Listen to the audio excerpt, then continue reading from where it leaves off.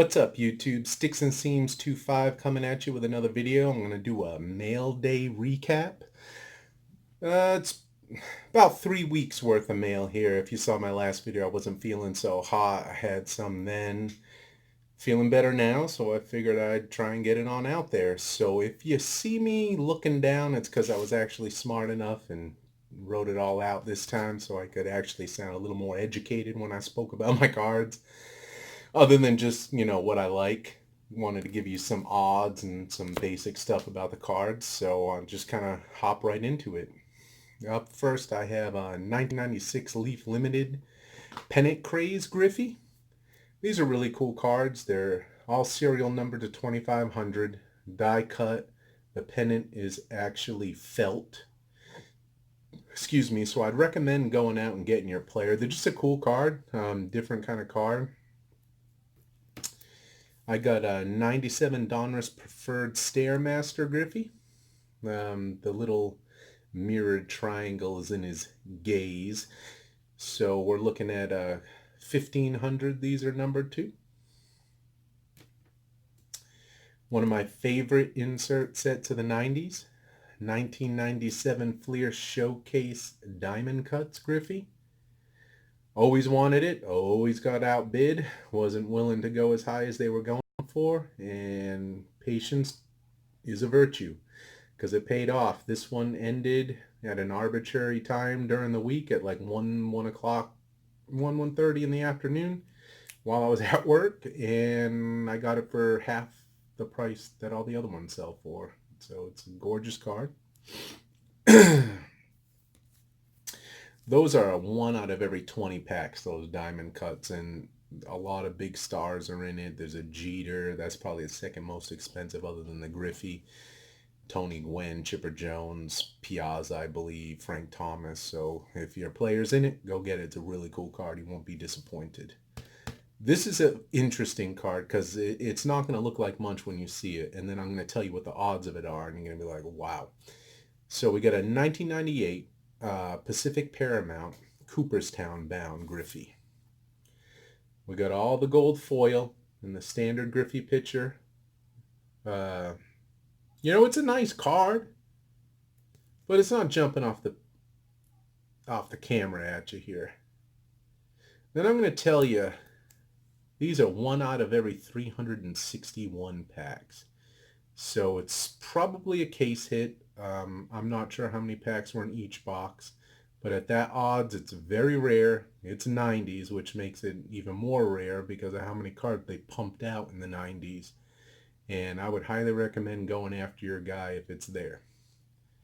Because when that card becomes a little bit more well known, that's going to be a very expensive card, I believe. We got a 99 Revolution Foul Pole Net Fusions Griffey. Pacific just did some cool stuff. They embedded netting in the card. I've seen the hockey ones. It's the goalie and the goalie net. Really cool as well. I think these were 1 out of every 49 packs. I know there's a Nomar, and I'm a Nomar guy, so I'll have to go after that one as well. This is not technically a 90s card. It's 2000s. But if you're a 90-ish collector or you're a player collector and they have your guy and you don't have this, you're not a player collector. 2000 Upper Deck Ionics Warp Zone Griffey. I got outbid on a dozen of these things and finally just bought one. These are 1 out of every 288 packs.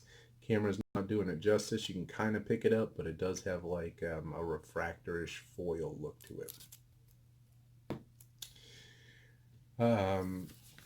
Up next is 2000 Stadium Club 3x3. It's the Illuminator version, so it is a refractored version.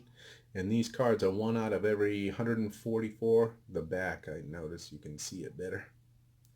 1 out of every 144 hobby, and I believe it was 1 out of every 192 packs retail. My last two are probably the best pickups as far as value, that I've gotten in a while. I used to have an auto of this guy. It was from Topps Triple Threads. It was a 101 with the jersey pieces with the pinstripes and all the 9 yards. I sold it a few years back when I was transitioning more to memorabilia. So I was wanting to get another one. Not necessarily that card, just another autograph of this player. And for what I got it for, it was a no-brainer. 2001 Donruss Studio private signings. They were box toppers, 5x7s. Alex Rodriguez. Beautiful signature.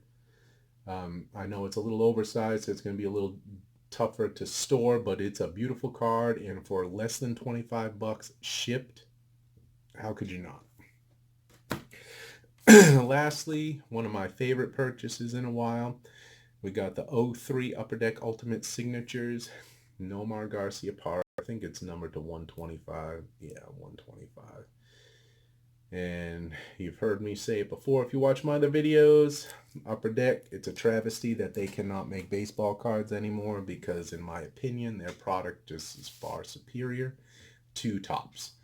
Not even going to get started on Panini, but some of the best autograph and insert sets that I've ever seen have come out of Upper Deck products, and they're still pumping out hockey products, and they're really nice looking cards.